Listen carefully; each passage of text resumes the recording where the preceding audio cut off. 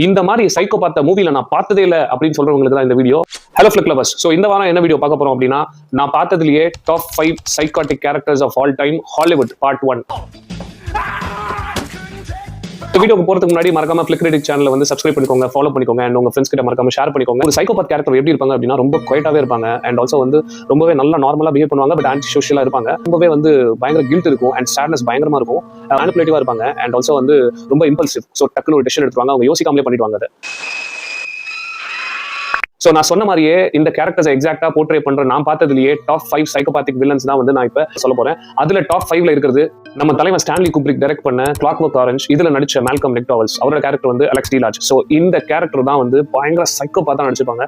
ஃபர்ஸ்ட்ல இருந்து லாஸ்ட் வரைக்கும் அந்த சைக்கோத்தனமான அந்த வில்லன் கேரக்டர் வந்து சூப்பரா எடுத்துட்டு போயிருப்பாங்க. ஆரம்பிச்சதுல இருந்தே அவன் வந்து ட்ரூத்லெஸ்ஸா, ஒரு எமோஷன்லெஸ்ஸா, போற வழியில எல்லாத்தையுமே கொலை பண்ணி, ரேப் பண்ணி, மர்டர் பண்ணி பயங்கரமா வந்து லூட் பண்ணுவாங்க. இதுதான் அந்த படத்தோட கதை. சைலன்ஸ்ட் மியூசிக்கோட சேர்த்து கேட்கும்போது அவர் பயங்கரமா வந்து அந்த கேரக்டர் நல்லாவே போர்ட்ரே ஆகும். இந்த படம் 1971 ரிலீஸ் ஆயிருக்கு. அண்ட் 4th பிளேஸ்ல ஆல்ஃபிரட் ஹிட்சாக் சைக்கோ. ஸோ இதுல வந்து நார்மன் பேட்ஸ் கேரக்டர்ல ஆந்தனி பர்கின்ஸ் நடிச்சிருக்காரு. இது ஒரு பிளாக் அண்ட் ஒயிட் படம் கம்ப்ளீட்டா. இது 1970s முன்னாடியே நடந்து டைரக்ட் பண்ண படம். அதுல ஒரு க்ளோஸ்அப் ஷாட்ஸ் இருக்கும். அதுல ஒரு பாரி முறைப்பாரு பாருங்க, அப்போ செம்மையா இருக்கும். 3rd பிளேஸ்ல வந்து அமெரிக்கன் சைக்கோ.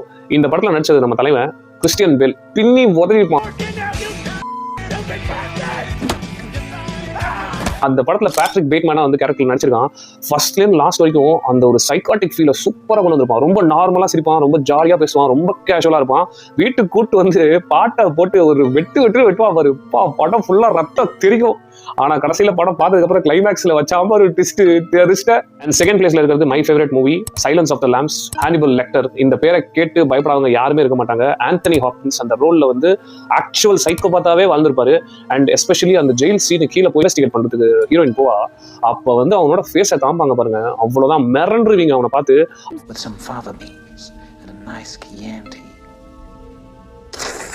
அவர் பேசுறதே ரொம்ப கம்மி அண்ட் டயலாக்ஸ் எல்லாமே வந்து ரொம்ப ஸ்ட்ராங்கா ரைட் பண்ணிருப்பாங்க. அவ்வளோ ஆக்சுவல் சைக்கோபாத் மாதிரியே அப்படியே போர்ட்ரேல் பண்ணிருப்பாங்க. அண்ட் அவர் வந்து பிரெயினை வந்து இது அறுத்து சாப்பிட்ற சீன்லாம் அதை பார்க்கும்போது அப்பா என்னடா இது டிஸ்கஸ்டிங்கா இருக்கும், ஆனா ரொம்ப கேஷுவலா ஆக்ட் பண்ணிருப்பாரு. ஃபர்ஸ்ட் பிளேஸ்ல இருக்கிறது No Country for Old Men movie. இந்த படத்துல ஆண்டன் சிகர்னு ஒரு கேரக்டருங்க. சும்மா பேசிக்கிட்டு தான் இருப்பான், ஜாலியா பேசுவான், நார்மலா பேசுவான். பேசிட்டு இருக்கும் போதே டக்குன்னு ஒரு போல்ட் பிஸ்டல் போட்டு ஷூட் பண்ணிட்டு போயிடுவான். ஐயோ, ஒன் ஆஃப் த பக்கா எக்ஸாக்ட் 100% சைக்காட்டிக் கேரக்டர் போர்ட்ரேல்னா அவர் தான். ஆவியர் பேடம் இந்த கேரக்டர் வந்து போர்ட்ரே பண்ணிருக்காரு.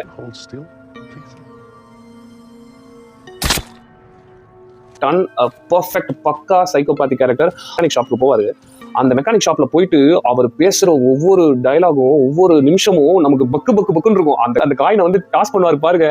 ஐயோ செத்துருவா, கன்ஃபார்மா முடிஞ்சு சோலி, ஓகே ரைட்டு.